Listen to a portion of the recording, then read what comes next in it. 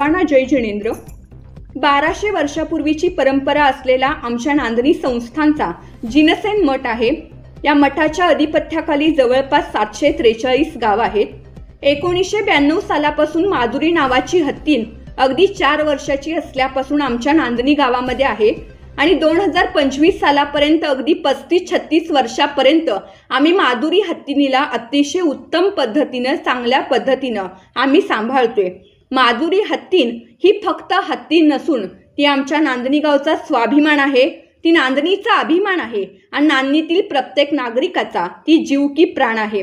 असं असताना देखील त्या धनाढ्य अंबानीची नजर आमच्या नांदणी गावातील माधुरी हत्तीनीवरती पडली आणि त्याने आमच्या नांदणी गावाकडे माधुरी हत्तीनीला घेऊन जाण्यासाठी त्यांनी मदत मागितली। परंतु जेव्हा गावकऱ्यांनी विरोध केला त्यावेळी त्यांनी पेटा या संस्थेची मदत घेतली। या संस्थेच्या माध्यमातून नांदणीकर त्या हत्तीनीचा उत्तम पद्धतीने सांभाळ करत नाहीत, आभाळ करतात असा खोटा नाटा त्यांनी रिपोर्ट तयार केला आणि या रिपोर्टच्या माध्यमातून आमच्या माधुरी हत्तीनीला त्या गुजरातच्या जामनगरच्या खाजगी वनतरा जंगलामध्ये घेऊन जाण्यात आलं। अहो, हत्तीनीला ज्या दिवशी घेऊन गेले ना त्या दिवशी सुद्धा आमचे समस्त नांदणीकर आणि पंचक्रोशीतील ग्रामस्थांनी हत्तीनीची भव्य दिव्य मिरवणूक काढली आणि या मिरवणुकीमध्ये प्रत्येक जण नांदणीकर आणि पंचक्रोशीतील प्रत्येक जण अक्षरशः रडत होता, पण ते तिथल्या लोकांना अजिबात दिसलेलं नाही। आणि इतकंच काय, आम्ही लोक तर रडलोच, पण त्याचबरोबर आमची माधुरी हत्तीन सुद्धा त्या गाडीमध्ये पाय ठेवायला तयार नव्हती, ती सुद्धा रडत होती। आणि असं असताना हे आम्हाला काळजीबद्दल सांगतात, त्यांनी काळजीबद्दल बोलूच नये। आमच्या हत्तीनीला नेल्याच्या दुसऱ्याच दिवशी त्या वनताराच्या जंगलामध्ये आमच्या हत्तीनीच्या डाव्या पायाला दुखापत झाल्याचं चित्र आम्हाला दिसत आहे। हे काळजीबद्दल बोलतात ना, पण आमच्या माधुरी हत्तीनीचा वाढदिवस सुद्धा आम्ही साजरा केलेलो आहोत। अहो, कृष्णा पंचगंगेचं पाणी पिऊन त्या हत्तीन मोठी झाल्या, त्या गुजरातच्या वाळवंटामध्ये आमच्या हत्तीनीचा निभाव लागणार नाही।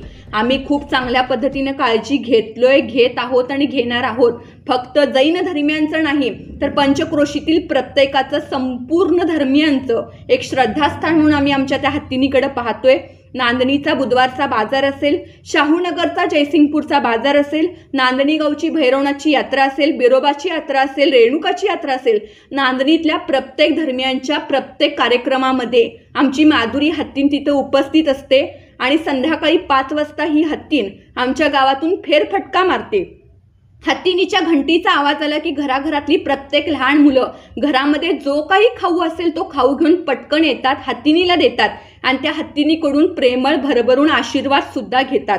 ज्यांच्या अंगणामध्ये पाण्याचे हौद भरलेले असतात ना, त्यांच्या हौदामध्ये आमची हत्तीन तोंड घालते, पाणी पिते, अंगावरती अतिशय छान पद्धतीनं पाणी सुद्धा उडवते आणि हे सगळं आमची इथली लहान लहान मुलं खूप छान पद्धतीने एन्जॉय करायची। या हत्तीनी सोबत आमचं एक वेगळ्याच पद्धतीचं बॉन्ड होतं। ते एक मुकजीव असून सुद्धा ते आम्हाला कधीच मुकजीव वाटलं नाही, कारण ते माणसाळलेला हत्ती आहे, माणसाळलेली ती एक हत्तीन आहे। त्यामुळं मला त्या अंबानीला इतकंच सांगायचं आहे, तुम्ही पैशाच्या माझापुढं आम्हाला इथं विकत घेतल्यासारखा प्रकार तुम्ही केलाय, पण आज समस्त नांदणीकर, संपूर्ण कोल्हापूर जिल्हा आणि संपूर्ण सांगली जिल्हा आज तुमचं जिओचं कार्ड सगळेजण पोर्ट करत आहेत आणि लवकरात लवकर जर तुम्ही आमची माधुरी परत केला नाही तर आम्ही येणाऱ्या काळामध्ये तुमच्या प्रत्येक प्रोडक्टवरती आम्ही बंदी घालत आहोत। माधुरी आमच्या हक्काची, नाही कुणाच्या बापाची, आणि जर आमच्या माधुरीला तुम्ही लवकर परत दिला नाही तर येत्या 3 तारखेला नांदणी ऋषभाचल निषेधिका ते कोल्हापूर जिल्हाधिकारी कार्यालय इथं जो मोर्चा आहे ना, त्या दिवशी तुम्हाला दिसेलच, देख लेना आँखों से हम आएंगे लाखों से।